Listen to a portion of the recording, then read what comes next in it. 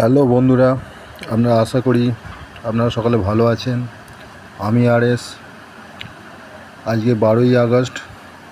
এখন আমি আলোচনা করব 13ই আগস্ট বৃহস্পতিবার আমাদের মার্কেট কেমন যাবে বা কেমন যেতে পারে ডাটার উপর ভিত্তি করে। আমি এখন সেই ডাটা বিশ্লেষণ করব। চলুন ডাটা নিয়ে আলোচনা করা যাক। আজকে ক্লায়েন্টরা ইন্ডেক্স ফিউচারে ওদের পজিশন আরও বাড়িয়েছে। এখন মোট ইন্ডেক্স ফিউচারে 1,35,000 কন্ট্রাক্ট ইন্ডেক্স ফিউচার বাই করে গেছে ক্লায়েন্টরা। এর পাশাপাশি ইন্ডেক্স কলে আজকে লস বুক করেছে, কারণ আজকে মার্কেট ডাউন ট্রেন্ডের মধ্যে ছিল। বর্তমানে ক্লায়েন্টের কাছে 1,50,000 মতন ইন্ডেক্স কল বাইং পজিশানে ক্লায়েন্টরা হোল্ড করছে।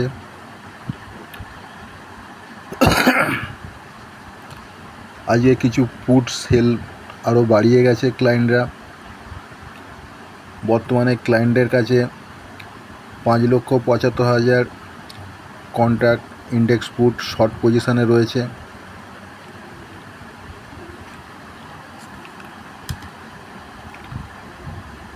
এবং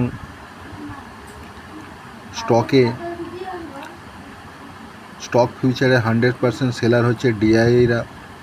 তার 90% স্টক ফিউচার ক্লায়েন্টরা বাই করে রেখেছে। এবং স্টকের কলগুলির 100% বায়ার হচ্ছে ক্লায়েন্টরা। এবং স্টক পুটে 100% সেলার হচ্ছে ক্লায়েন্টরা। স্টকে প্রায় 100% বুল পজিশান হোল্ড করছে ক্লায়েন্টরা। এবং ইন্ডেক্সের 3টে সেগমেন্টেও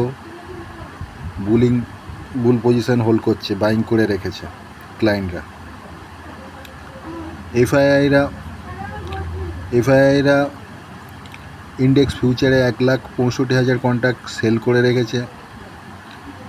এর পাশাপাশি 2,30,000 কন্ট্রাক্ট ইন্ডেক্স কলও সেল করে রেখেছে। এবং 5 লক্ষ কন্ট্রাক্ট ইন্ডেক্স পুট বাই করে রেখেছে।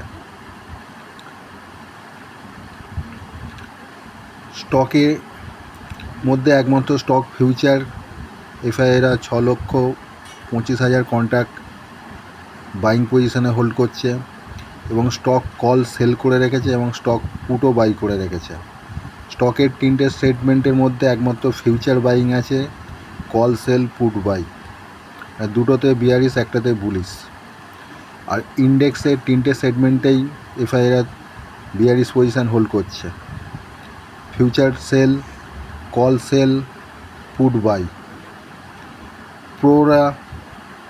প্রোদের অবস্থা হচ্ছে 10,000 মতন ইন্ডেক্স ফিউচার সেল করে রেখেছে, 75,000 ইন্ডেক্স কল বাই করে রেখেছে এবং 25,000 ইন্ডেক্স পুট বাই করে রেখেছে। ইন্ডেক্সের মধ্যে মাত্র একটা সেগমেন্টেই প্রোরা বুলিশ পজিশান আছে, একটু ভারী পরিমাণের 75,000 কন্ট্রাক্ট ইন্ডেক্স কল বাই করে রেখেছে।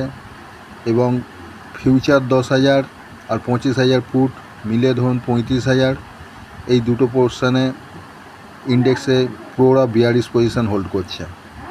স্টকের ক্ষেত্রে 5.5 লক্ষ স্টক ফিউচার প্রোরা বাই করে রেখেছে। আর বাকি দুটো স্টেটমেন্টে প্রোরা সেল পজিশান হোল্ড করছে। স্টক কল সেল এবং পুট বাই, মানে স্টকের একমাত্র ফিউচারে বাইং পজিশান হোল্ড করছে, আর কল সেল করে এবং পুট বাই করে দুটোতে বিয়ারিশ পজিশান হোল্ড করছে।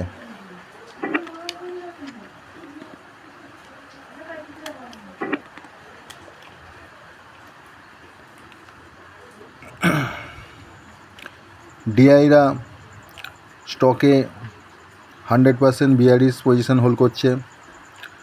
স্টকের ফিউচার 100% সেলার হচ্ছে ডিআইরা, বায়ার ক্লায়েন্ট এফআইডিআই।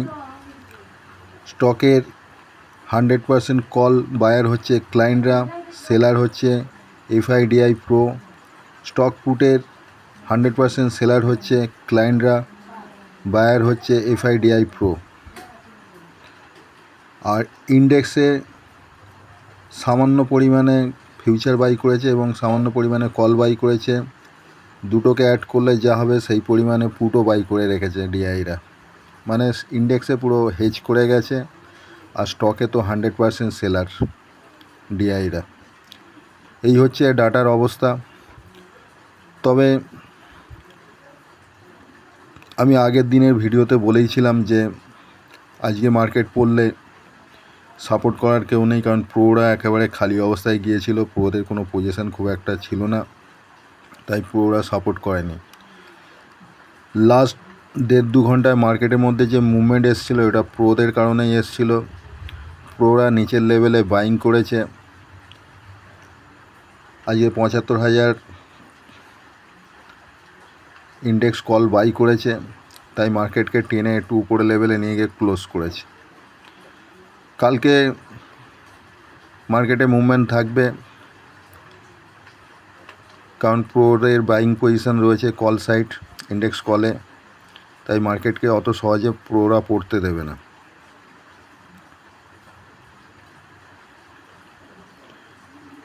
দেখা যাক কালকে মার্কেট ওপেন হওয়ার পর কী মুভমেন্ট দেখায়।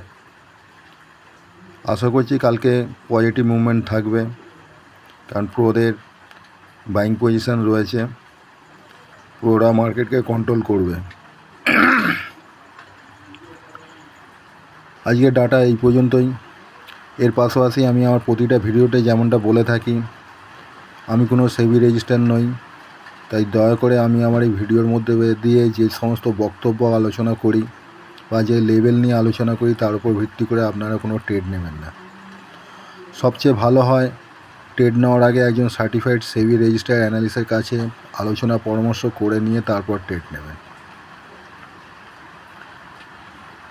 এবং প্রতিটা ট্রেডে সিস্টেমে স্টপ লস ব্যবহার করবেন, নাহলে যে কোনো সময় যে কোনো মুহূর্তে একটা বড় লস হলেও হয়ে যেতে পারে, তাই স্টপ লসটা ব্যবহার করা বাধ্যতামূলক।